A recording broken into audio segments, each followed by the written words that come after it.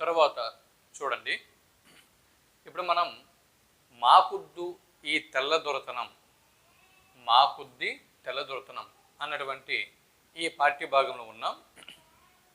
ఇక వివరాల్లోకి వెళ్తే, పాఠ్య భాగం యొక్క వివరాల్లోకి వెళ్ళినట్టయితే, ఈ పాఠ్య భాగం ఏ ప్రక్రియకి చెందుతుంది? మాకుద్ది తెల్లదొరతనము అన్న పాఠ్య భాగం ఏ ప్రక్రియకి చెందుతుంది? జవాబు గేయ ప్రక్రియకి చెందుతుంది అన్నది జవాబు. ఓకే, 6వ తరగతి తెలుగు వాచకంలో 6వ తరగతి తెలుగు వాచకం పేరు ఏం పేరండి? తెలుగు బాట. ఈ తెలుగు బాట అనేటటువంటి ఈ తెలుగు వాచకంలో 3వ పాఠ్య భాగం మాకుద్ది తెల్లదొరతనం. మాకుద్ది తెల్లదొరతనం అనేటటువంటి ఈ పాఠ్య భాగం యొక్క ప్రక్రియ, ఇది ఈ పాఠ్య భాగం ఏ ప్రక్రియకి చెందుతుంది అని బిట్టు వస్తే గేయ ప్రక్రియకి చెందుతుంది అని జవాబు గుర్తించాల్సి ఉంటుంది. ఎస్, మొదటి పాఠ్య భాగం అయినటువంటి అమ్మఒడి గేయ ప్రక్రియకి చెందుతుంది. అలాగే ఇక్కడ మాకుద్ది తెల్లదొరతనం అన్నటువంటి ఈ పాఠ్య భాగం కూడా గేయ ప్రక్రియకి చెందుతుంది. అలాగే ఇతివృత్తం, ఈ పాఠ్య భాగం యొక్క ఇతివృత్తం, మాకుద్దు ఈ తెల్లదొరతనం అన్న పాఠ్య భాగం యొక్క ఇతివృత్తం దేశభక్తి. ఇతివృత్తం ఏంటండి? దేశభక్తి. మాకుద్ది తెల్లదొరతనం అన్న పాఠ్య భాగం యొక్క ఇతివృత్తం మీద బిట్టు వస్తే ఇది దేశభక్తి ఇందులో ఉన్నటువంటి ఇతివృత్తం అని గుర్తిస్తారు. ఇక కవి పరిచయం గురించి మన పరిశీలన చేస్తే చూడండి, ఈయన ఈ మాకుద్ది తెల్లదొరతనం పాఠ్యభాగ రచయిత గరిమెల్ల సత్యనారాయణ గారు. గరిమెల్ల సత్యనారాయణ గారు. గరిమెల్ల సత్యనారాయణ గారి యొక్క జన్మస్థలం, గరిమెల్ల సత్యనారాయణ గారి జన్మస్థలం శ్రీకాకుళం జిల్లా. గరిమెల్ల సత్యనారాయణ గారు ఏ జిల్లాకు చెందినవారండి? శ్రీకాకుళం జిల్లా. శ్రీకాకుళం జిల్లాలోని నరసన్నపేట మండలంలోని గోనెపాడు అన్న గ్రామానికి చెందినవారు. బిట్టు మరోసారి, గరిమెల్ల సత్యనారాయణ గారు శ్రీకాకుళం జిల్లాలోని నరసన్నపేట మండలంలోని గోనెపాడు అన్నటువంటి గ్రామానికి చెందినవారు. ఇకపోతే జననం 1893వ సంవత్సరం, 1893వ సంవత్సరంలో జన్మించారు. ఓకే, 1893వ సంవత్సరంలో జూలైలో జన్మించారు. 1893 సంవత్సరం జూలై నెలలో జన్మించారు. అలాగే 1952వ సంవత్సరం డిసెంబర్లో మరణించారు. అంటే ఆంధ్ర రాష్ట్రం ఏర్పాటుకు, ఆంధ్ర రాష్ట్రం ఏర్పాటు ఎప్పుడు జరిగింది? 1953వ సంవత్సరంలో జరిగింది. అవునా? కర్నూలు రాజధానిగా ఆంధ్ర రాష్ట్ర ఏర్పాటు 1953వ సంవత్సరంలో జరిగింది. ఆ సంవత్సరానికి ముందు సంవత్సరమే 1952వ సంవత్సరంలో ఈయన మరణించడం జరిగింది. మరి ఎప్పుడు జన్మించారు? 1893వ సంవత్సరంలో జన్మించారు. ఓకే, ఇకపోతే రచనల విషయంకి వచ్చినట్టుగైతే, రచనల విషయంలోకి మనం వచ్చినట్టుగైతే చూడండి, స్వరాజ్య గీతములు 1921వ సంవత్సరంలో, 1921 నుంచి రచనల పరంపరని మనం పరిశీలన చేసినట్టుగైతే, ఇది తెలుగు కంటెంట్, తెలుగు డిఎస్సికి ప్రిపేర్ అవుతున్న వారు ఈ సంవత్సరాలు గుర్తుపెట్టుకోవాలి. జనరల్గా 30 మార్కులు టెట్ కోసం మాత్రమే తెలుగు కంటెంట్ చూసేవారు ఈ సంవత్సరాలు గుర్తుపెట్టుకోవాల్సిన అవసరం లేదు. డైరెక్ట్గా చూడండి, 1921వ సంవత్సరంలో స్వరాజ్య గీతములను రచించారు గరిమెల్ల సత్యనారాయణ గారు. బిట్టు, స్వరాజ్య గీతములను రచించిన వారు క్రింది వారిలో ఎవరు? స్వరాజ్య గీతములని రచించిన వారు ఎవరు? గురజాడ అప్పారావు గారా, కందుకూరి వీరసింగ పంతులు గారా, గరిమెల్ల సత్యనారాయణ గారా, లేకపోతే ఇంకొకరు ఎవరో గేయ రచయిత పేరు ఇస్తారు. అప్పుడు మనం కన్ఫ్యూజ్ అవ్వకుండా స్వరాజ్య గీతములు అనేది గరిమెల్ల సత్యనారాయణ గారి రచన అని మనం జవాబు గుర్తించాల్సి ఉంటుంది. 1921లో స్వరాజ్య గీతములు, 1923వ సంవత్సరంలో హరిజనుల పాటలు రచించారు. హరిజనుల పాటలు. ఓకే, 1926వ సంవత్సరంలో 1926వ సంవత్సరంలో ఖండకావ్యాలు మరియు భక్తి గీతాలు, బాలగీతాలు వీటిని రచించారు. ఖండకావ్యాలు, భక్తి గీతాలు, బాలగీతాలు గరిమెళ్ళ సత్యనారాయణ గారు రచించడం జరిగింది.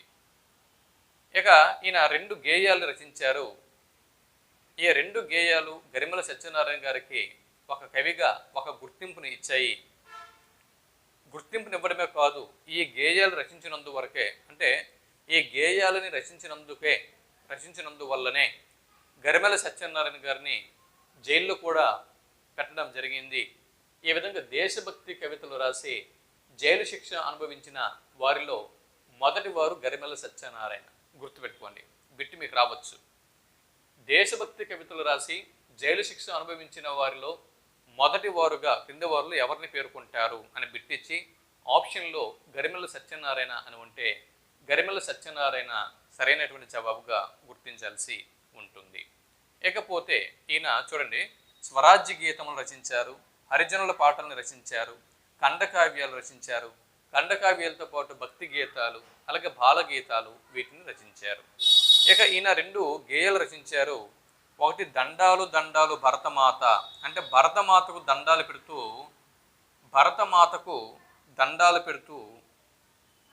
భరతమాతకు నమస్కారాలు చేస్తూ దండాలు దండాలు భరతమాత అన్న గేయంని రచించారు.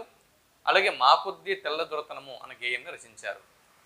అయితే ఇక్కడ మా కొద్దీ తెల్ల దొరతనము అన్నటువంటి ఈ గేయంని మనం గుర్తుంచుకోగలం, చిన్నప్పటి నుంచి వింటున్నాం. మా కొద్దీ తెల్ల దొరతనము అనగానే మనకి గరిమెళ్ళ సత్యనారాయణ గారు గుర్తుకొస్తారు, అవునా? ఇక అలాగే మా పొద్దు ఈ నల్ల దొరతనము అనగానే మనకి కుసుమ ధర్మన్న గారు గుర్తుకొస్తారు. మా కొద్దీ తెల్ల దొరతనము గరిమెళ్ళ సత్యనారాయణ, మా కొద్దీ నల్ల దొరతనము కుసుమ ధర్మన్న. అయితే ఇక్కడ చూడండి, దండాలు దండాలు భరతమాత, దండాలు దండాలు భరతమాత అనేటటువంటి, అంటే భరతమాతకు దండాలు పెడుతూ దండాలు దండాలు భరతమాత అనేటటువంటి ఈ గేయంని రచించిన వారు ఎవరు అని బిట్టు వస్తే గరిమెళ్ళ సత్యనారాయణ అని జవాబు గుర్తించాల్సి ఉంటుంది. ఇది స్వరాజ్య గీతములు, అంటే 1921 స్వరాజ్య గీతాలు, 1923లో హరిజనుల పాటలు, 1926లో ఖండకావ్యాలు మరియు భక్తి గీతాలు, బాలగీతాలు. అంటే ఈజీగా గుర్తుపెట్టుకోవడం కోసం ముందు స్వరాజ్యం కోసం ఆయన గీతలు రాశారు. స్వరాజ్యం వచ్చేసింది, ఈ దేశంలో హరిజనులు వెనకబడే ఉన్నారు కాబట్టి భారతదేశానికి స్వరాజ్యం వచ్చినా కూడా ఇంకా వెనుకబడి ఉన్నటువంటి హరిజనుల దీనస్థితి మీద, వారి హీన గతి మీద హరిజనుల పాటలు రచించారు. తర్వాత ఖండకావ్యాలు వెలువరించారు, భక్తి గీతాలు, బాలగీతాలు వెలువరించారు, దండాలు దండాలు భరతమాత అనే గేయంని రచించారు, మా కొద్ది తెల్లదొరతనము అనే గేయంని రచించారు. ఇకపోతే వీటిని ఇలా పక్కన పెడితే ఇక్కడ చూడండి, ఇప్పుడే మనం చెప్పుకున్నాము, దేశభక్తి కవితలు రాసి జైలు శిక్ష అనుభవించినటువంటి వారిలో మొదటి వారు గరిమెళ్ళ సత్యనారాయణ అనే విషయంని ఇప్పుడే మనం తెలుసుకోవడం జరిగింది. దాని తర్వాత ఇప్పుడు చూడండి, గరిమెళ్ళ సత్యనారాయణ గారి వ్యాఖ్యానాల మీద, అంటే ఈ గేయ పంక్తుల మీద బిట్టు రావడానికి ఛాన్స్ ఉంది. ఆ గేయ పంక్తుల్లో కొన్నింటిని, ముఖ్యమైనటువంటి వాటిని ఇంతకుముందు పలు పరీక్షల్లో వేరే వేరే కాంపిటేటివ్ ఎగ్జామ్లలో బిట్స్గా వచ్చాయి, వాటిని ఇక్కడ తీసి మీకు నేను అందిస్తున్నాను. ఒకసారి చూడండి, ఇక్కడ 12 దేశాలు పండుచున్నా కానీ పట్టెడన్నమే లోపమండి అని వాపోయిన వారు క్రింది వారిలో ఎవరు? అంటే ఆంగ్లేయుల యొక్క పరిపాలన, ఆంగ్లేయులు భారతదేశంలో మనల్ని బానిసలుగా చేసి పరిపాలన చేస్తున్నప్పుడు ఆంగ్లేయుల యొక్క పరిపాలనపై విసుగు చెంది ఆంగ్లేయులకు వ్యతిరేకంగా, ఇక తెల్లదొరలకు వ్యతిరేకంగా 12 దేశాలు పండుతున్నా కానీ, 12 దేశాలు పండుచున్నా కానీ పట్టెడన్నమే లోపమండి అని ఈ దీనస్థితి గురించి వాపోయిన వారు ఎవరు అని బిట్టు వస్తే గరిమెళ్ళ సత్యనారాయణ అని జవాబు గుర్తించాల్సి ఉంటుంది. మళ్ళీ చూడండి, 12 దేశాలు పండుచున్నా కానీ పట్టెడన్నమే లోపమండి అని వాపోయిన వారు ఎవరు అని బిట్టు వస్తే గరిమెళ్ళ సత్యనారాయణ అని జవాబుని గుర్తిస్తారు. ఇకపోతే ఉప్పు ముట్టుకుంటే దోషమండి, నోట మట్టి గొట్టి పోతాడండి. చూడండి, బ్రిటిష్ వారిని ఉద్దేశించి భారతదేశానికి స్వాతంత్రం ఇవ్వాలని బ్రిటిష్ వారిని ఉద్దేశించి ఉప్పు ముట్టుకుంటే, అంటే అప్పుడు ఉప్పుపై పన్ను వేశారు కదా, గాంధీజీ గారు ఉప్పు సత్యాగ్రహాన్ని నిర్వహించారు కదా, కాబట్టి దానిని ఉద్దేశించి ఉప్పు సత్యాగ్రహాన్ని ఉద్దేశించి చూడండి, ఉప్పు ముట్టుకుంటే దోషమండి, నోట మట్టి గొట్టి పోతాడండి అని చెప్పి ఆంగ్లేయుల పరిపాలన విధానాల గురించి ఇక్కడ ఎండగట్టినటువంటి మహానుభావుడు ఎవరు అని బిట్ అనేది రావచ్చు. ఉప్పు ముట్టుకుంటే దోషమండి, నోట మట్టి గొట్టి పోతాడండి అని ఆంగ్లేయుల పరిపాలన తీరుతెన్నులను ఎదిరించిన వారు కింది వారిలో ఎవరు అని బిట్టు వస్తే గరిమెళ్ళ సత్యనారాయణ అని జవాబు గుర్తించాల్సి ఉంటుంది. ఇకపోతే చూడండి, అయ్యో రాజద్రోహమంతా రాట్నంలో ఉన్నదంతా.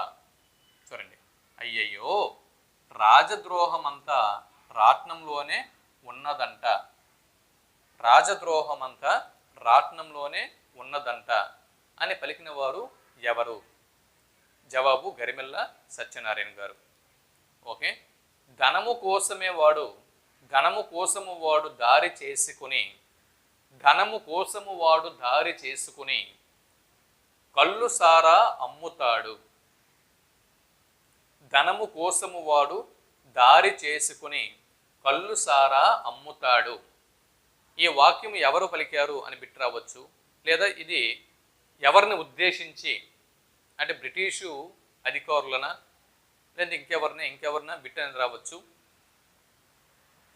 మ్యాక్సిమం ఈ కొటేషన్ అంటే ఈ గేయ పంక్తులు రాసిన వారు ఎవరు అని బిట్ రావడం ఛాన్స్ ఉంది. ధనము కోసము వాడు దారి చేసుకుని కళ్ళు సారాయి అమ్ముతాడు అని చెప్పి బ్రిటిషు తెల్లదొరలను ఉద్దేశించి గరిమెళ్ళ సత్యనారాయణ గారు ఈ విధంగా ఆయన పేర్కోవడం జరిగింది. ఇకపోతే ఆలిమెల్లో పుస్తెలు తెంచుతాడు, మాదు కళ్ళల్లో దుమ్మేసి కాటికి దరి చేశాడు.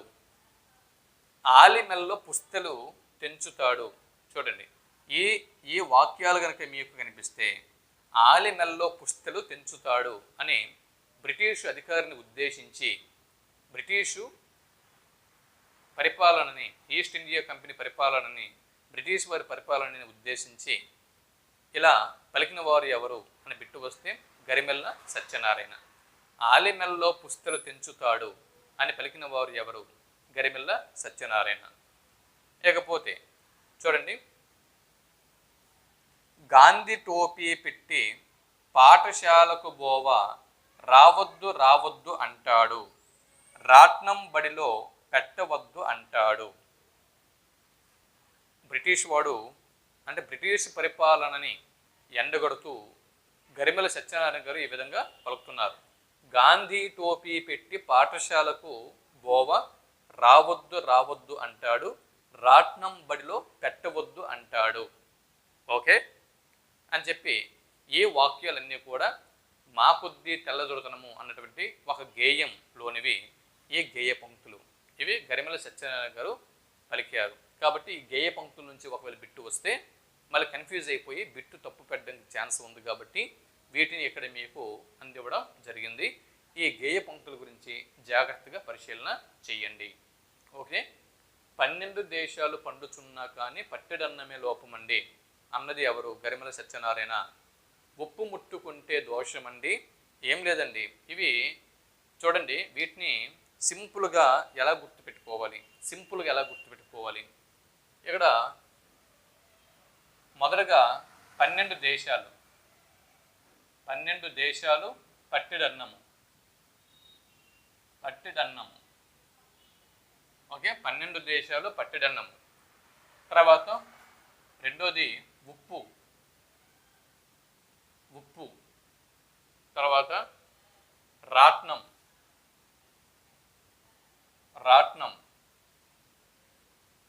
కళ్ళు సారా.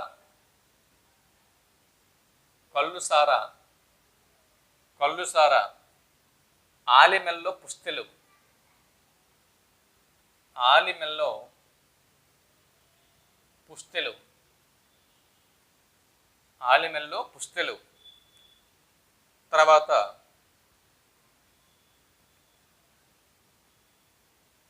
గాంధీ టోపీ, గాంధీ టోపీ, గాంధీ టోపీ. ఈ పదాలు గనక కనిపిస్తే, అంటే గేయ పంక్తుల్లో ఈ పదాలు గనక కనిపిస్తే ఇవి గరిమెల సత్యనారాయణ గారి రచన అని గుర్తుపెట్టుకోండి. అంటే ఈజీగా గుర్తుపెట్టుకోవడం కోసము జస్ట్ టిప్స్. 12 దేశాలు పట్టెడన్నము, ఇవి గేయ పంక్తులు కనిపిస్తే ఇది గరిమెల సత్యనారాయణ గారి రచన. ఒక గేయ పంక్తిలో ఉప్పు ముట్టుకుంటే, ఉప్పు గురించి ఉంటే ఇది గరిమెల సత్యనారాయణ గారి రచన. రాట్నం గురించి, అంటే గేయ పంక్తుల రాట్నం గురించి ఉంటే ఇది గరిమెల సత్యనారాయణ గారి రచన.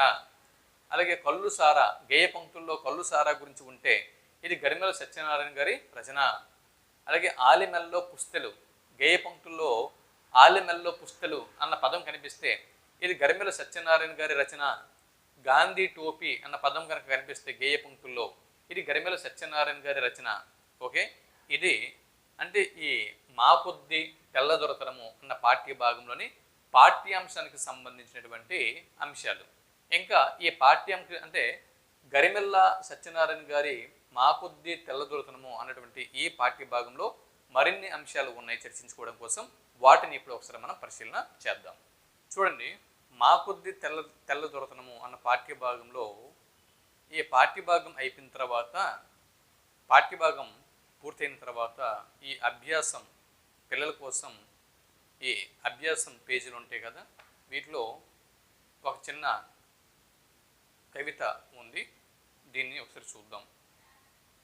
ఏమి మహిమ గలదో నీ నామమందు, ఏమి మహిమ గలదో నీ నామమందు, బాపు అని పేరు వీణులబడినయంత, నిలువునను నాదు మేనెల్ల పులకరించు, జల్లుమని నాదు హృదయంబు జలధరించు, సర్వసారస్వత ప్రపంచంబునందు, గాంధీ ఎనియడి వర్ణయుగంబు తోడ, సాటి వచ్చెడు వేరొక్క మాట గలదే.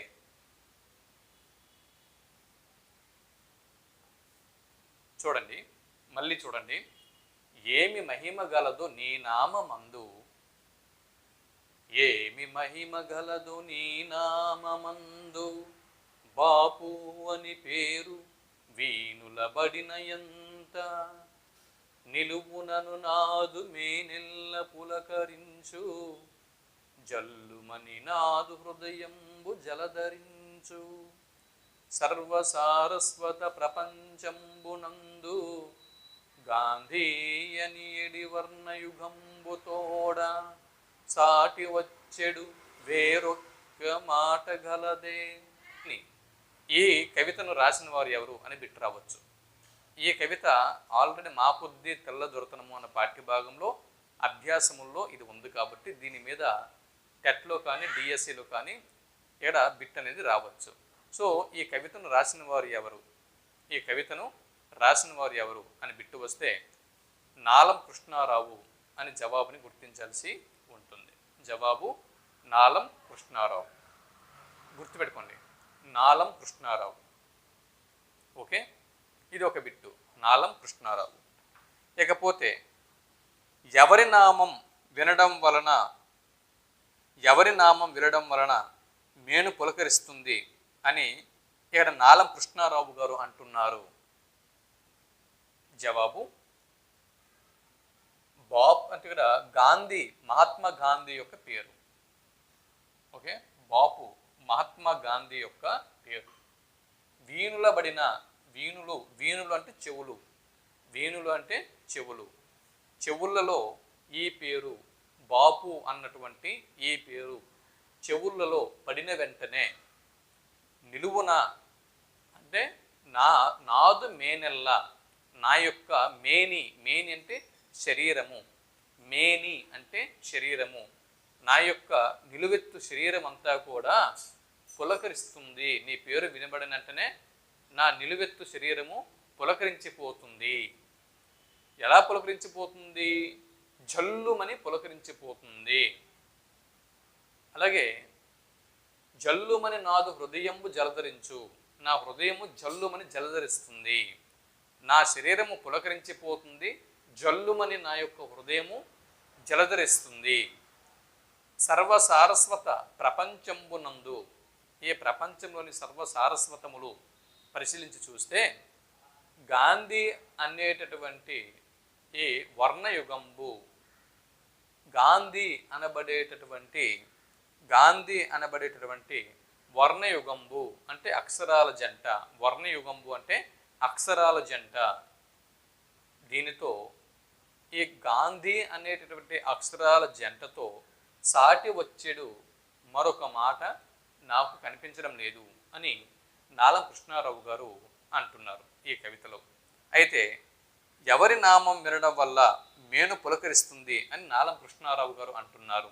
జవాబు గాంధీ. ఈ కవిత ఎవరిని గురించి తెలుపుతున్నది? జవాబు మహాత్మా గాంధీ. ఈ కవితలో అక్షరాల జంట అని అర్థం వచ్చే పదబంధం ఏది? పదబంధం. జవాబు వర్ణయుగంబు. వర్ణయుగంబు అక్షరాల జంట అనేటటువంటి అర్థం వచ్చేటటువంటి పదబంధము వర్ణయుగంబు. తర్వాత సాటి వచ్చేది వేరొక మాట గలదే. పై కవిత ఆధారంగా ఒక ప్రశ్న తయారు చేయను అన్నాడు. ఇది మనకు సంబంధం లేనిది. ఇదండి, ఈ విధంగా ఈ కవిత మీద కూడా కాస్త మనకి అవగాహన ఉండాలి. ఏమి మహిమ గలదు నీ నామందు బాపు అని పేరు బడిన ఎంత నిలువునను నాదు మేనెల్ల పులకరించు, జల్లుమని నాదు హృదయంబు జలధరించు, సర్వసారస్వత ప్రపంచంబునందు గాంధీ అనేడి వర్ణయుగంబు తోడ సాటి వచ్చేది వేరొక్క మాట లేదు, మాట గలదే అన్నటువంటి ఈ కవిత్వాన్ని నాలం కృష్ణారావు గారు రచించారు అన్న విషయం మనం గుర్తుపెట్టుకోవాలి. మా కొద్దీ తెల్లదొరతనము ఇదే కదా. ప్రస్తుతం 3వ పాఠం నడుస్తుంది. ఈ పాఠంలో వ్యాకరణ అంశాలు కూడా ఉన్నాయండి. ఈ వ్యాకరణ అంశాలని ఒకసారి ఇప్పుడు మనం పరిశీలన చేద్దాం. చూడండి, తెలుగు భాషలో అక్షరాల సంఖ్య బిట్ రావచ్చు. చూడండి, ఇది టెట్ అవ్వచ్చు, లేకపోతే డిఎస్ఏ అవ్వచ్చు. అంటే 30 మార్కులు అంటే వేరే వేరే సబ్జెక్టుతో ఎవరైతే టెట్ రాస్తున్నారో 30 మార్కుల తెలుగు విభాగం కోసం వారికి కూడా ఎక్కడి నుంచి బిట్ రావడం ఛాన్స్ ఉంది. మరి తెలుగు సబ్జెక్టుతో టెట్ రాస్తున్న వారికి కూడా ఎక్కడి నుంచి బిట్ రావడానికి అవకాశం అనేది ఉంది. తెలుగు భాషలో అక్షరాల సంఖ్య జవాబు 56. తెలుగు భాషలో అక్షరాల సంఖ్య 56, ఒక బిట్టు. వీటిలో అచ్చులు ఉన్నాయి. ఈ 56 అక్షరాల్లో అచ్చులు ఉన్నాయి, హల్లులు ఉన్నాయి, అలాగే ఉభయాక్షరాలు కూడా ఉన్నాయి. అవునా? ఈ అక్షరాల్లో అంటే తెలుగు అక్షరాలని, తెలుగు వర్ణమాలని మనం 3 భాగాలుగా వర్గీకరణ చేయవచ్చు. అందులో మొదటి భాగం అచ్చులు, ఇది మొదటి భాగం. రెండవ భాగం హల్లులు. మూడవ భాగం ఉభయాక్షరాలు. అచ్చులు, హల్లులు, ఉభయాక్షరాలు. ఓకేనే? అచ్చులు, హల్లులు, ఉభయాక్షరాలు. ఇప్పుడు మనము అచ్చుల దగ్గరికి వద్దాం. తెలుగు భాషలో మొత్తం 56 అక్షరాలు అని మనం చెప్పుకున్నాం కదా. మరి తెలుగు భాషలో అచ్చుల సంఖ్య, అచ్చులు ఎన్ని? ఈ 56లో అచ్చుల సంఖ్య అని అడిగితే జవాబు 16. ఓకే, ఇదిగో ఆ ఈ అంటే మనం ఎప్పుడు చదువుతూ ఉంటాం, మనకు తెలుసు. ఆ ఈ ఊ రూరు లూలు ఏఐ ఓ ఔ అంతే. అమ్మహ కాదండి, ఔ వరకు చూసుకోండి. చివరి అక్షరం ఔ. అచ్చుల్లో చివరి అక్షరం ఔ, మొదటి అక్షరం ఆ. ఓకే, ఇక్కడ లూలు మధ్యలో మనం రాయడం వదిలేసాం, ఎక్కడ కూడా మనం లూలుల్ని రాయట్లేదు. ఇవి కూడా ఉన్నాయి చూసుకోండి. వీటితో కలిపి 16 లూలులతో కలిపి, ఈ లూలులు ఏవైతే ఉన్నాయో వీటితో కలిపి 16. ఓకే. తెలుగు భాషకు అచ్చులు అంటే తెలుగు భాషకు వర్ణముల సంఖ్య 56, అందులో అచ్చుల సంఖ్య 16. ఈ 16 అచ్చుల్లో మనం ఏం చేస్తాము, ఎప్పటిలాగానే ఆ నుంచి అమ్మహ వరకు మనం చదివేస్తాం. అలా కాదు, అమ్మహ ఇక్కడ రావు. ఓకే, లూలులు అనేవి ఇక్కడ ఉంటాయి. ఈ అచ్చుల్లో చివరి వర్ణము ఔ మాత్రమే. ఔ చూసుకోండి, ఇది గుర్తుపెట్టుకోండి. ఇకపోతే హల్లులు. తెలుగు భాషలో హల్లుల సంఖ్య అని బిట్టు వస్తే 37. హల్లుల సంఖ్య 37. ఓకే, హల్లుల సంఖ్య 37. మరి 37 ప్లస్ 16 ఎన్నైనాయండి? 13. నెక్స్ట్ 53 అయ్యాయి. అవునా, 53 అయ్యాయి.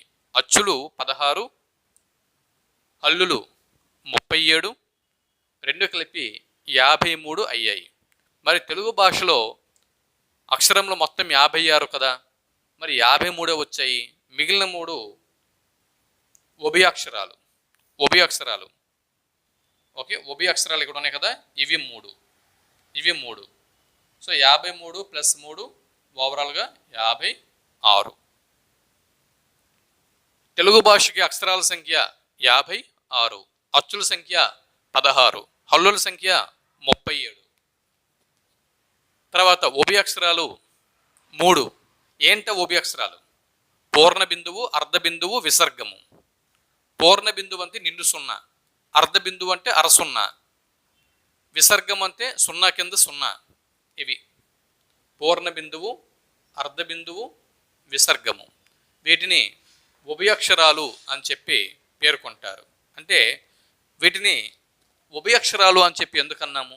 0ని, అర్ధ 0ని మరియు ఈ విసర్గముని, వీటిని ఉభయాక్షరాలు అని చెప్పి ఎందుకన్నాము? అవి అవసరాన్ని బట్టి హల్లులతోనూ అచ్చులతోనూ రెండింటిలో కూడా కలిసిపోతాయి. అవసరాన్ని కొలది అచ్చులతో కూడా మనం వాటిని వినియోగించవచ్చు, హల్లులతో కూడా వాటిని వినియోగించవచ్చు. కాబట్టి వీటిని ఏమన్నారు? ఉభయాక్షరాలు అని చెప్పి అన్నారు. ఇది సరే, అచ్చులు, హల్లులు, దాని తర్వాత ఉభయాక్షరాలు, ఇవి మనం చెప్పుకున్నాం. అయితే వీటిలో హ్రస్వములు ఉన్నాయి, దీర్ఘములు ఉన్నాయి. ఇక్కడ ఆ ఏదైతే ఉందో ఆ అనేది ఇక్కడ హ్రస్వము. ఏంటి హ్రస్వం అంటే ఏంటి, దీర్ఘం అంటే ఏంటి ముందు చూద్దాం. హ్రస్వము అంటే ఒక మాత్రా కాలంలో పలకబడేటటువంటి అక్షరాలు, అచ్చులు ఏవైతే ఉన్నాయో అవి హ్రస్వములు. ఒక మాత్రా కాలంలో పలుకబడేటటువంటి అచ్చులు ఏవైతే ఉన్నాయో వాటిని హ్రస్వములు అని చెప్పి అంటున్నాం. అవునా? ఒక మాత్రా కాలంలో పలుకబడేటటువంటి హల్లులు అంటే అక్షరాలు, ఒక మాత్రా కాలంలో పలకబడేటటువంటి అక్షరాలు, ఒక మాత్రా కాలంలో పలకబడేటటువంటి అక్షరాలు ఇవి హ్రస్వములు. ద్విమాత్రా కాలంలో, రెండు మాత్రల కాలంలో ద్విమాత్రా కాలంలో పలుకబడేటటువంటి అక్షరాలని ఏమంటాము? దీర్ఘములు అని చెప్పి అంటాము. అయితే ఇక్కడ వర్ణమాల తీసుకుంటే వర్ణమాలలో ఆ నుంచి అవ్ వరకు మాత్రమే ఇక్కడ హ్రస్వములు, దీర్ఘములు అనేవి వస్తాయి. మిగిలినవన్నీ కూడా ఇక్కడ హ్రస్వములే. మళ్ళీ గుణింతాలు తీసుకుంటే ఈ హల్లులకి మళ్ళీ దీర్ఘములు అనేవి వస్తాయి. గుణింతాల్లోకి వెళ్ళినప్పుడు హల్లులకి దీర్ఘములు అనేవి వస్తాయి కదా. ప్రస్తుతానికి వర్ణమాల తీసుకుంటే వర్ణమాలలో, కేవలం వర్ణమాలలో మాత్రమే తీసుకుంటే ఆ నుంచి అవ్ వరకు మాత్రమే హ్రస్వములు, దీర్ఘములు అనేవి వస్తాయి. అయితే ఆ అనేది ఏకమాత్రంలో, అంటే ఇప్పుడు ఏం చెప్పుకున్నాం మనము? హ్రస్వములు అంటే ఏకమాత్రా కాలంలో పలుకబడేటటువంటి అక్షరములని హ్రస్వములు అని, ద్విమాత్రా కాలంలో అంటే రెండు మాత్రల కాలంలో పలుకబడేటటువంటి అక్షరాలని ఇక్కడ దీర్ఘములు అని చెప్పి మనం పేర్కోవడం జరిగింది కదా. ఇంతకీ మాత్ర అంటే అర్థం ఏమిటి? మాత్ర అనగా కనురెప్పపాటు కాలము, అలాగే ఒక సెకనులో 4వ వంతు భాగము, ఒక సెకనులో 4వ వంతు భాగము లేదా కనురెప్పపాటు కాలము, దీనిని మాత్ర అని చెప్పి అంటారు. ఇకపోతే హ్రస్వములు ఆ, ఈ, ఉ, రు, లు, ఏ, ఓ, వీటిని హ్రస్వములు అని చెప్పి అంటాము. ఆ హ్రస్వము, ఆ అనేది దీర్ఘము. ఈ హ్రస్వము, ఈ అనేది దీర్ఘము. ఉ హ్రస్వము, ఊ అనేది దీర్ఘము. రు హ్రస్వము, రూ అనేది దీర్ఘము. లు హ్రస్వము, లూ అనేది దీర్ఘము. ఏ హ్రస్వము, ఏ అనేది దీర్ఘము. ఓ హ్రస్వము, ఓ అనేది దీర్ఘము. అవునా? మరి అయ్యి అవ్వు ఉన్నాయి కదా, మరి వాటి సంగతి ఏంటి అని మీరు అడుగుతారు. ఐ ఔ వీటిని ప్లోతములు అని చెప్పి అంటారు. ఐ ఔ వీటిని ప్లోతములు అని చెప్పి అంటాము. ప్లోతములు అంటే 3 మాత్రల కాలంలో పలకబడేటటువంటి అక్షరములు ఏవైతే ఉన్నాయో వాటిని ప్లోతములు అని చెప్పి అంటారు. అవునా? తర్వాత ఏ ఓ, ఏ ఓ వీటిని వక్రములు అని కూడా అంటారు. ఏ ఏ ఓ ఓ ఈ 4ని వక్రమములు అని చెప్పి అంటారు. వక్రములు అని చెప్పి అంటారు. అయ్యి అవ్వు వీటిని వక్రతమములు అని చెప్పి అంటారు. ఇవి కూడా గుర్తుపెట్టుకోండి. ఏ ఏ ఓ ఓ ఈ 4ని వక్రములు అని చెప్పి అంటారు. అయ్యి అవ్వు ఈ రెండింటిని వక్రతమములు అని చెప్పి అంటాము. ఈ వక్రతమములు ఏవైతే ఉన్నాయో అవి ప్లోతములు. 3 మాత్రల కాలంలో పలకబడేటటువంటి అక్షరాలు ప్లోతములు. సరే, అది ఇప్పుడు చూడండి. ఇక్కడ మనము మళ్ళీ ఒకసారి చూడండి. తెలుగు భాషకి అక్షరములు ఎన్నండి? 56. అచ్చుల సంఖ్య 16, హల్లుల సంఖ్య 37. ఓకే. తర్వాత ఉభయక్షరములు 3. ఉభయక్షరములు ఏవి? నిండు సున్నా, అరసున్నా, విసర్గము. ఓకేనా? దీని తర్వాత ఇక్కడ హ్రస్వములు మరియు దీర్ఘముల గురించి మనం చెప్పుకున్నాం. హ్రస్వములు అంటే ఏకమాత్రా కాలంలో పలకబడేటటువంటి అక్షరాలు. దీర్ఘములు ద్విమాత్రా కాలంలో పలకబడేటటువంటి అక్షరములు. తర్వాత ప్లోతములు త్రిమాత్రా కాలంలో పలకబడేటటువంటి అక్షరములు. అవునా? ప్లోతములు ఐ ఔ అనేవి ప్లోతములు. అవునా? ఇకపోతే వీటినే అంటే వీటిలో ఏ ఏ ఓ ఓ ఈ 4ని వక్రములు అని, అయ్యి ఔలని వక్రతమములని పేర్కొంటారు. ఇకపోతే ఇక అచ్చులు తీసుకుంటే అచ్చుల్లో చివరిది ఔ మాత్రమే. అచ్చుల్లో చివరిది అంటే 16 అచ్చుల్లో చివరిది ఔ చూసుకోండి. ఇకపోతే ఇక్కడ హల్లుల్లో చూడండి, చా మీద తలకట్టు, జా మీద తలకట్టుతో అక్షరాలు వస్తాయి. ఇవి కూడా చూసుకోండి. ఇవి కూడా ఉన్నాయి హల్లుల్లో. ఇవి చూసుకోండి. మిగిలినంత సేమ్. కా నుంచి బండిరా వరకు ఉన్నాయి. ఈ కా నుంచి బండిరా వరకు ఉన్నటువంటి హల్లుల్లో ఎక్స్ట్రా 2 వచ్చి చేరాయి. అంటే తలకట్టు చ, తలకట్టు జ 2 వచ్చాయి. అలాగే అచ్చుల్లో 2 లూలు అనేవి వచ్చాయి. ఓకే. వీటిని ఇప్పుడు మన వర్ణమాలలో ఈ 56 అక్షరములు ఏవైతే ఉన్నాయో 56 అక్షరాలు వాటి యొక్క వర్గీకరణ గురించి మనం చెప్పుకున్నాం. అయితే ఇప్పుడు కా నుంచి అంటే మా వరకు ఉన్నటువంటి ఈ అక్షరములు ఏవైతే ఉన్నాయో వీటిని వర్గాక్షరములు అని చెప్పి అంటాము. కా వర్గము, చా వర్గము, టా వర్గము, తా వర్గము, పా వర్గము ఉన్నాయి కదా, వీటిని వర్గాక్షరములు అని చెప్పి అంటారు. వర్గములు అని చెప్పి అంటారు. కా వర్గము కాఖ గాఘ ఇంగే అనేది ఇది కా వర్గము. చా వర్గంలో చాచ జాఝ ఇనే అనేవి చా వర్గంలో ఉంటాయి. టా వర్గంలో టాఠ డాఢ అన అనేవి టా వర్గంలో ఉంటాయి. తా వర్గంలో తాథ దాధ నా అనేవి తా వర్గంలో ఉంటాయి. పా వర్గంలో పాప బాభ మా అనేవి పా వర్గంలో ఉంటాయి. ఓకే. అయితే ఇప్పుడు వీటి గురించి ఇంకా వివరంగా క్షుణ్ణంగా ఇప్పుడు మనం తెలుసుకునే ప్రయత్నం చేద్దాం. చూడండి, ఇప్పుడే మనం చెప్పుకున్నాం కదా, కా వర్గము అంటే వీటిని వర్గ అక్షరములు అని చెప్పి అంటారు. కా నుంచి మా వరకు ఉన్నటువంటి హల్లులు ఏవైతే ఉన్నాయో వీటిని వర్గములు అని చెప్పి అంటాము. కా వర్గం తీసుకుంటే కాఖ, గాఘ, ఇంగే, ఇవి కా వర్గానికి చెందినటువంటి కా వర్గపు వర్గ అక్షరములు.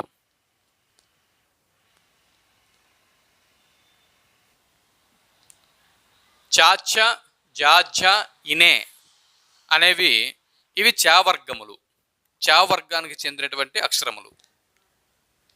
టాఠ, డాఢ, అణ అనేవి టా వర్గానికి చెందినటువంటి అక్షరములు. తాథ, దాధ, నా ఇవి తా వర్గానికి చెందినటువంటి హల్లులు. పాప, బాభ, మా అనేవి పా వర్గానికి చెందినటువంటి హల్లులు. అవునా? అయితే ఈ విధంగా కాక, గాఘ, ఇంగే, చాచ, జాజ, ఇనే, టాట, డాఢ, అణ, తాథ, దాధ, నా, పాప, బాభ, మా వీటిని ఏమంటారు? కా నుంచి మా వరకు ఉన్నటువంటి ఈ హల్లుల్ని వర్గములు అని చెప్పి పేర్కొంటారు.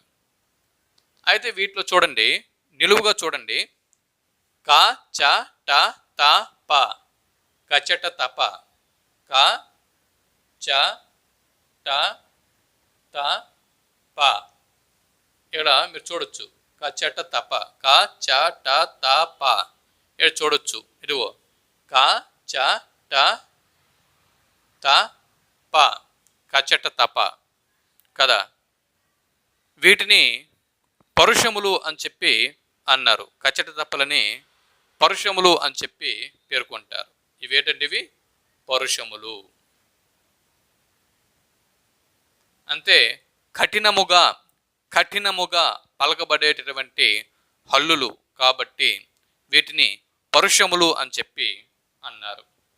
ఇక గ, జ, డ, ద, బ తీసుకోండి. మధ్యలో ఒత్తుతో ఉన్నవి ఉన్నాయి, అవి అలా విడిచిపెట్టండి.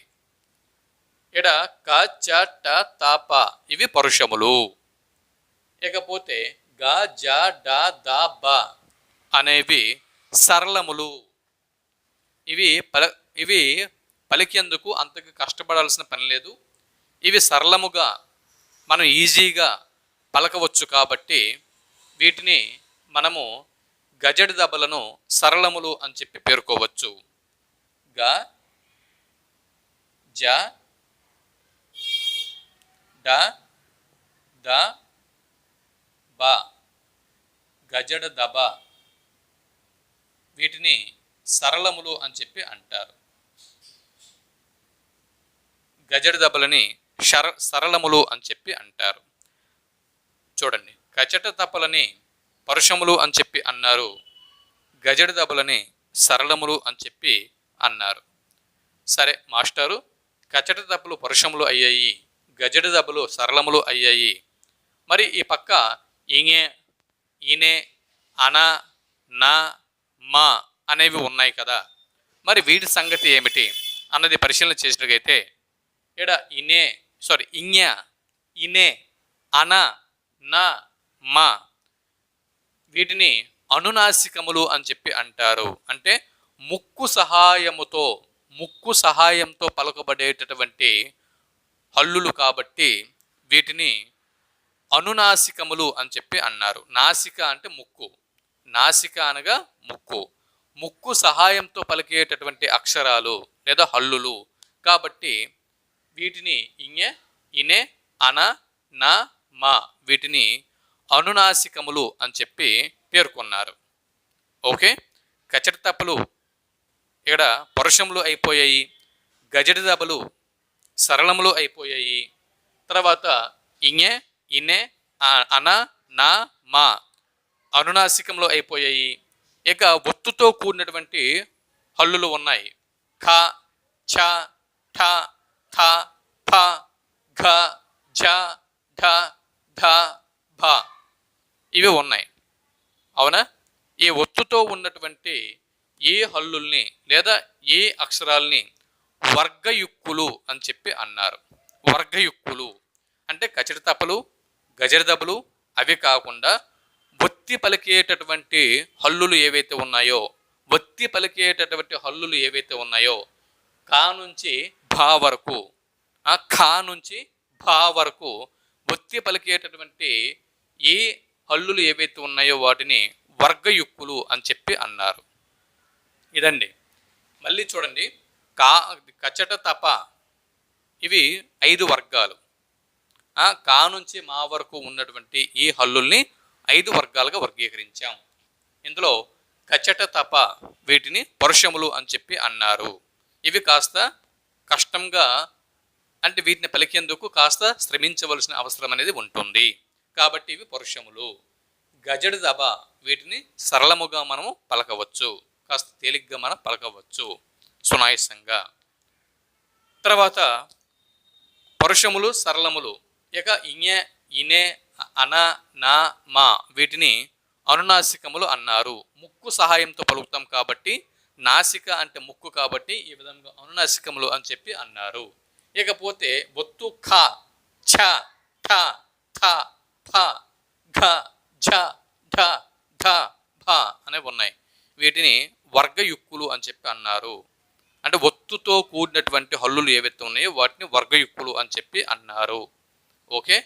ఇకపోతే చూడండి, ఇక కా నుంచి మా వరకు చెప్పుకున్నాం. మరి తర్వాత మాస్టరు కా నుంచి మా వరకు హల్లుల గురించి చెప్పారు కదా, మరి మా తర్వాత యారా లావా ఉన్నాయి కదా, వాటి సంగతి ఏంటి మాస్టారు? యా, రా, లా, వా వీటిని అంగిలి, నోటిలోని అంగిలి భాగంతో, అంగిలి సహాయంతో వీటిని పలుకుతూ ఉంటాం కాబట్టి వీటిని అంతస్తములు అని చెప్పి అన్నారు. అంతస్తములు అని చెప్పి అన్నారు. యా, రా, బండిర, లా, అల, వా వీటిని అంగిలి సహాయంతో పలుకుతాము కాబట్టి అంగిలి సహాయంతో పలకబడేవి అంతస్తములు. ఇకపోతే ఊదుతూ ఊదుతూ పలకబడేటటువంటి హల్లులు ఏవైతే ఉన్నాయో వీటిని చూడండి, ష, ష, స, హ గాలిని ఊదుతూ పలుకుతున్నాం. ఇవి పలికేటప్పుడు నోటి నుంచి ఎక్కువగా గాలి వస్తుంది. ష, ష, స, హ ఎక్కువగా గాలి అనేది నోటి నుంచి వస్తుంది. సో గాలిని ఊదుతూ పలుకుతాం కాబట్టి వీటిని ఓష్మములు అని చెప్పి అన్నాము. ఇకపోతే ఖ, ఛ అంటే ఇప్పుడు పరుషములు కాకుండా, సరళములు కాకుండా పరుష సరళములను విడిచిపెట్టేస్తే కా నుంచి, అంటే ఖా నుంచి బండిర వరకు హల్లులు అన్నీ కూడా స్థిరములు. ఇవన్నీ కూడా స్థిరములు. ఏంటి? కచట తప అన్న పరుషములు విడిచిపెట్టేయాలి. గజడ దబ చూడండి, కచట తప అనేటటువంటి ఈ పరుషముల్ని విడిచిపెట్టేయాలి. గజడ దబ అనబడేటటువంటి ఈ సరళములని విడిచిపెట్టేయాలి. వీటిని విడిచిపెట్టేస్తే, కచట తప, గజడ దబ విడిచిపెట్టేస్తే మిగిలినవన్నీ కూడా బండిర వరకు ఉన్నట్టు హల్లులన్నీ కూడా స్థిరములు, అన్నీ కూడా స్థిరములు. ఓకే. ఇకపోతే కా నుంచి మా వరకు, కా నుంచి మా వరకు ఉన్నాయి కదా, కా, ఖ, గ, ఘ, ఇñె, చ, ఛ, జ, ఝ, ఇనే, టా, ఠ, డా, ఢ, అన, తా, థ, దా, ధ, నా, పా, ఫ, బా, భ, మా ఇవి ఉన్నాయి కదా. వీటిని కా నుంచి మా వరకు ఈ హల్లుల్ని స్పర్శములు అని చెప్పి అన్నారు. వీటిని ఏమన్నారండి? స్పర్శములు అని చెప్పి పేర్కోవడం జరిగింది. స్పర్శములు. ఇకపోతే ఇక్కడ చూడండి, కా, గ, చ, జ, ట, డ, త, ద, ప, బ అంటే కా నుంచి బా వరకు, కా నుంచి బా వరకు హల్లులు ఒత్తు లేనివి. కా నుంచి బా వరకు ఒత్తు లేనటువంటి హల్లుల్ని ఇదేమన్నాము? అల్ప ప్రాణములు అని చెప్పి అన్నారు. అల్ప ప్రాణములు. అల్ప ప్రాణములు అంటే ఏంటండి? అల్ప ప్రాణములు అంటే ఏంటి? కా, గ, చ, జ, ట, డ, త, ద, ప, బ ఒత్తు లేకుండా పలికేటటువంటి ఈ అక్షరాల్ని మనము ఏమన్నాము?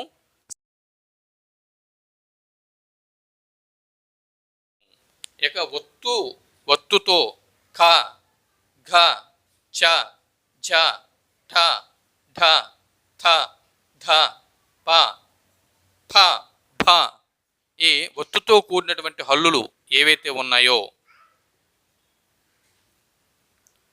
ఒత్తుతో కూడినటువంటి హల్లులు ఏవైతే ఉన్నాయో వీటిని మహాప్రాణములు అని చెప్పి అంటారు. మహాప్రాణములు అని చెప్పి అన్నారు. ఇక్కడ మనము ఏమేమి తెలుసుకున్నామండి? ఒకటి, పరుషముల గురించి తెలుసుకున్నాం. కచ్చట, తప, పరుషములు. తర్వాత ఈ వీడియోలో సరళముల గురించి తెలుసుకున్నాం. గజడ దెబ్బలు, సరళములు. తర్వాత అనునాసికముల గురించి తెలుసుకున్నాం. ఇయ, ఇనే, అన, నా, మా ఇవి అనునాసికములు. పరుషములు, సరళములు, అనునాసికములు. దాని తర్వాత ఇంకేమున్నాయి? వర్గయుక్కులు అంటే ఒత్తులు కలిగినటువంటి హల్లులు. ఖ, ఘ, ఛ, ఝ, ఠ, ఢ ఈ విధంగా వీటిని వర్గయుక్కులు. పరుషములు, సరళములు, అనునాసికములు, వర్గయుక్కుల గురించి తెలుసుకున్నాం. అలాగే అంతస్థములు, ఊష్మములు, స్థిరములు, స్పర్శములు, అల్ప ప్రాణములు, మహాప్రాణములు అన్నటువంటి ఏ అంశాల గురించి మనం ఈ వీడియోలో తెలుసుకోవడం జరిగింది. పరుషముల గురించి తెలుసుకున్నాం. పరుషములు. తర్వాత సరళముల గురించి తెలుసుకున్నాం. తర్వాత అనునాసికముల గురించి తెలుసుకున్నాం. దాని తర్వాత వర్గయుక్కుల గురించి తెలుసుకున్నాం. వర్గయుక్కులు. తర్వాత అంతస్థముల గురించి తెలుసుకున్నాం. తర్వాత ఊష్మముల గురించి తెలుసుకున్నాం. తర్వాత స్థిరముల గురించి తెలుసుకున్నాం. తర్వాత స్పర్శముల గురించి తెలుసుకున్నాం. తర్వాత అల్ప ప్రాణములు, తర్వాత మహాప్రాణములు. అల్ప, మహా వీటి గురించి ఇప్పుడు తెలుసుకోవడం జరిగింది. 1, 2, 3, 4, 5, 6, 7, 8, 9, 10 అంశాల గురించి మనం ఇప్పుడు తెలుసుకోవడం జరిగింది. చూడండి, వర్ణోత్పత్తి స్థానములు. ఈ కాన్సెప్ట్ చెప్పుకుంటే మా కొద్ది తెల్ల దొరతనము అన్న పాఠ్యభాగం పూర్తయిపోతుంది. ఇక్కడ ఏమన్నాడు? వర్ణ ఉత్పత్తి స్థానములు అంటే మనము ఆ నుంచి బండిరా వరకు 56 అక్షరముల్ని మనం పలుకుతున్నాం కదా మనం మాట్లాడేటప్పుడు. అయితే ఈ 56 అక్షరములు ఏ అక్షరములు ఎక్కడెక్కడి నుంచి పుడుతున్నాయి? మన మానవ ముఖ యంత్రంలో భాష ఉత్పత్తి అనేది జరుగుతుంది. అవునా? ఈ భాష ఉత్పత్తి మన ఊపిరి అంటే ఉదరం నుంచి, ఊపిరితిత్తుల నుంచి, కంఠం నుంచి, మన ముఖ యంత్రం నుంచి భాష అనేది జనిస్తుంది. ఇలా ఈ ముఖ యంత్రం నుంచి భాషోత్పత్తి క్రమం ఏదైతే ఉంటుందో ఈ క్రమంలో ఎక్కడెక్కడి నుంచి ఏ అక్షరాలు జనిస్తున్నాయి అన్నది ఇక్కడ సబ్జెక్టు, అంటే ఇక్కడ ఉన్నటువంటి విషయం. దీన్నే వర్ణోత్పత్తి స్థానములు అని చెప్పి అన్నారు. వర్ణములు కదా. సరే, ఇప్పుడు మొదటగా కంఠము కదా, ఈ ప్రాంతంని కంఠము అని చెప్పి అన్నాము. ఈ కంఠం నుంచి అలా పైకి వచ్చినప్పుడు ఆ కంఠం నుంచి పైకి వచ్చిన ముందు ఏమొస్తుంది? దౌడ అనేది వస్తుంది. దౌడ, దాన్నే తాలువు అని చెప్పి అంటారు. దౌడ భాగంనే తాలువు అని చెప్పి అంటారు. దాని తర్వాత అలాగా ముందుకు వస్తే కంఠం నుంచి దౌడ నుంచి ముందుకు వస్తే మనకి అంగిలి అనేది ఉంటుంది. అంగిలి, అవునా? దాన్నే ఏమంటాము? మూర్ధన్యము అని చెప్పి అంటున్నాము. తర్వాత అంగిలి తర్వాత ఏముంటాయి? దంతాలు అనేవి ఉంటాయి. దంతాలు, అవునా? కంఠము తర్వాత దౌడ తర్వాత అంగిలి తర్వాత దంతాలు తర్వాత ఇవిగో పెదవులు.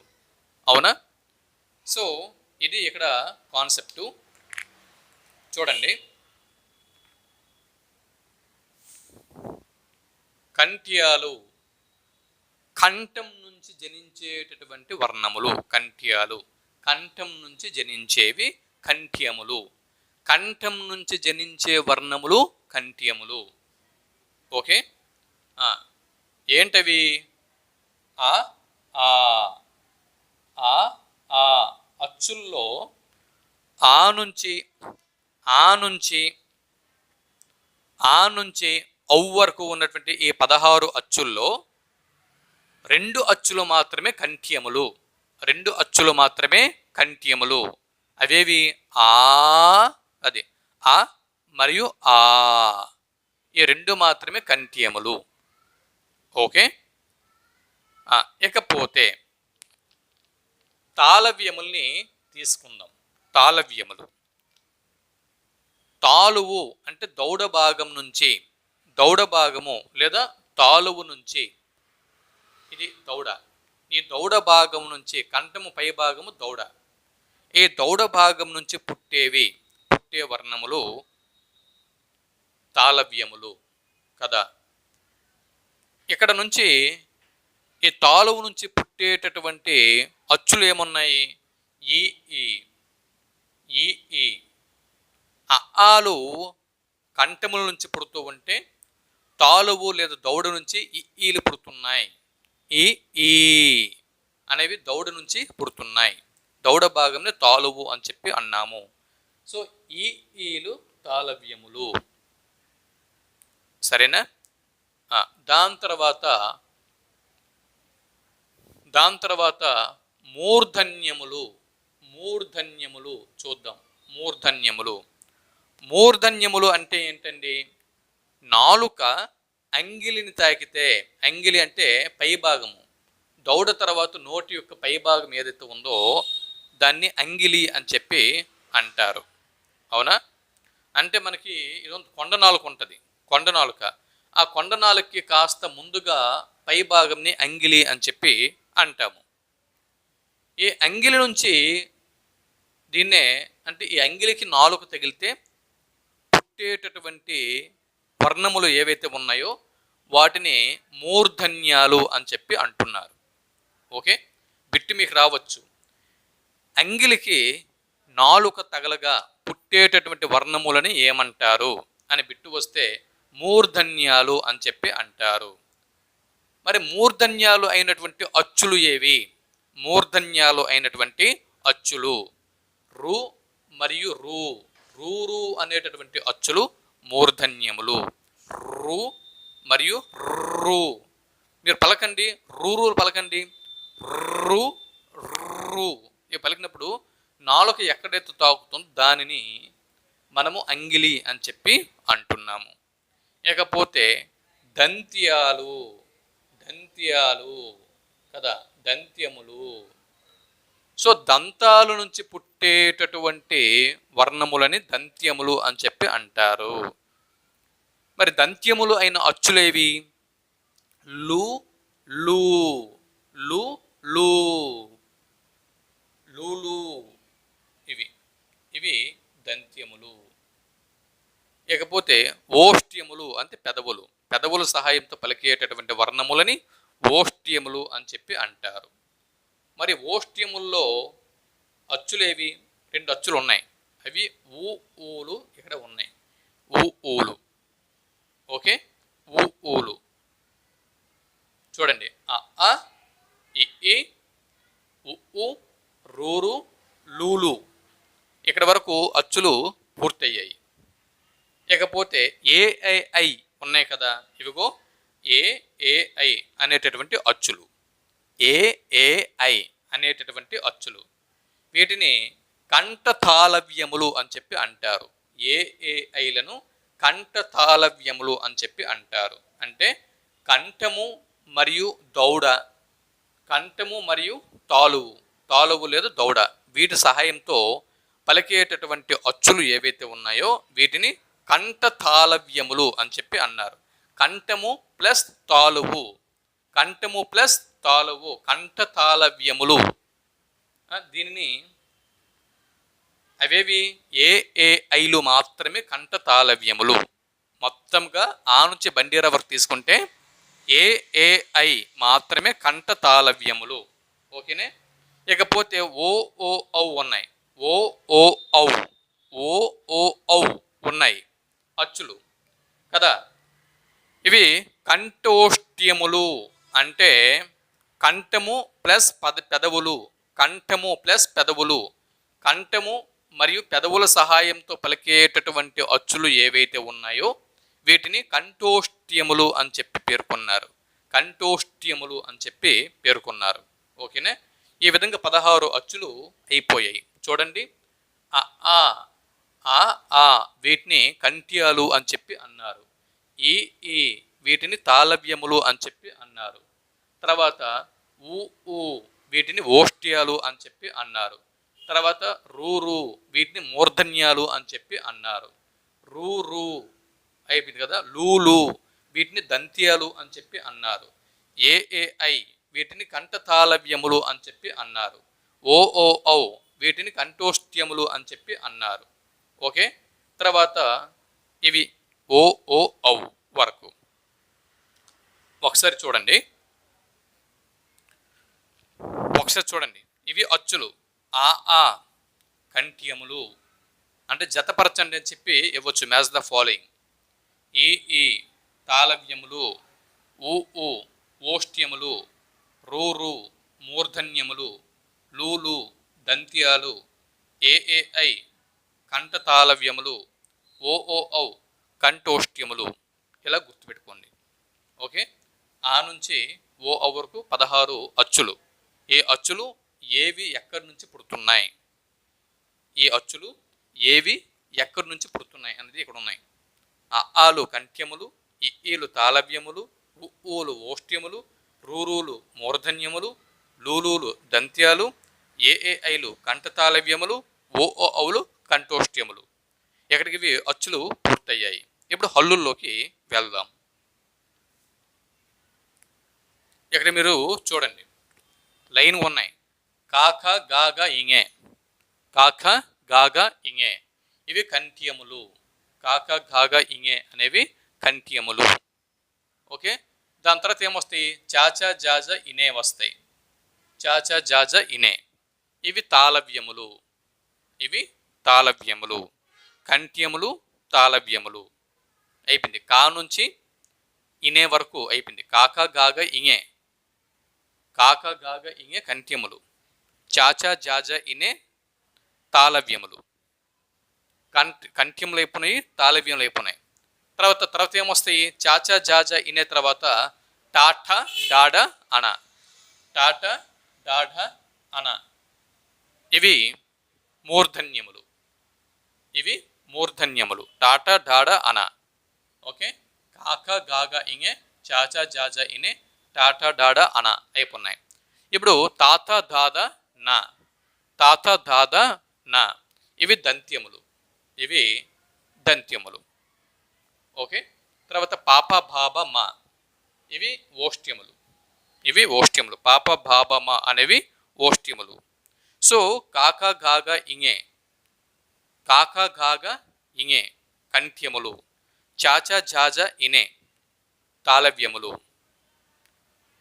టాట డాడ అన మూర్ధన్యాలు, తాత దాద నా దంత్యాలు, పాప బాబ మా ఓష్ట్యాలు.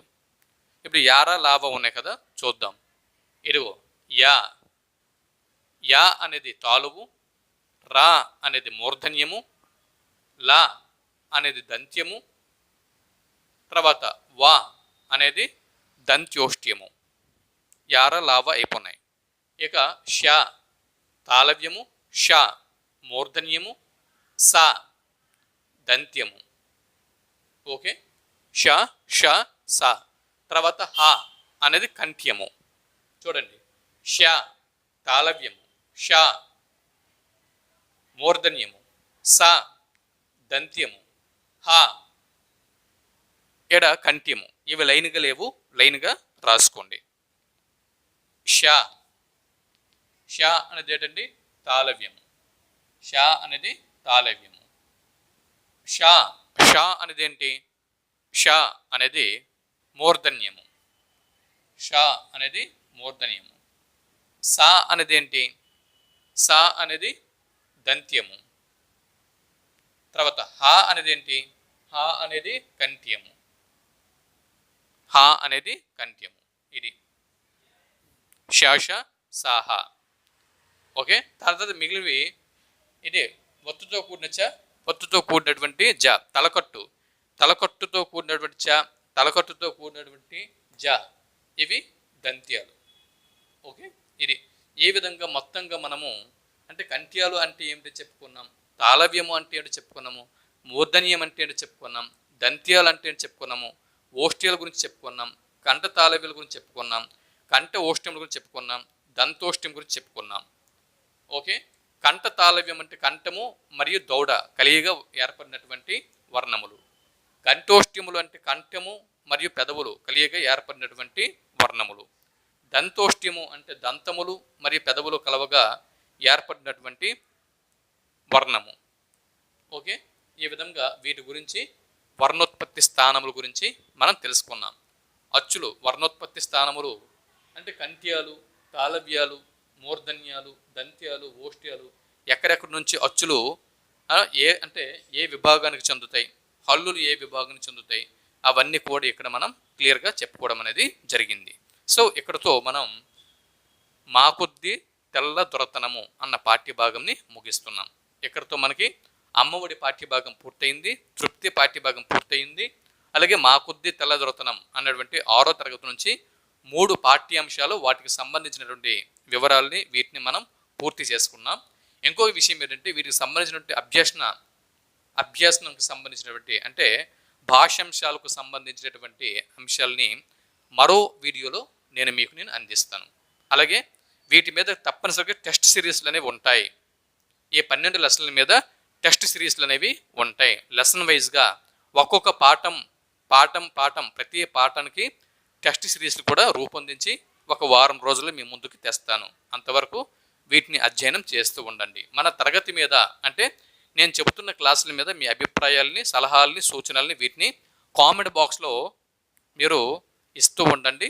వాటిని నేను ఫాలో అవుతూ ఉంటాను. మీరు ఏమైనా కామెంట్ బాక్స్లో మీ అభిప్రాయాలని, సలహాలని, సూచనల్ని మీరు ఏమి ఇచ్చినా కూడా నేను కామెంట్ బాక్స్లో చూసి దానికి రిప్లై ఇస్తాను. దాని ప్రకారంగా నేను ముందు క్లాసులని మీకు ఇస్తాను. సరేనా?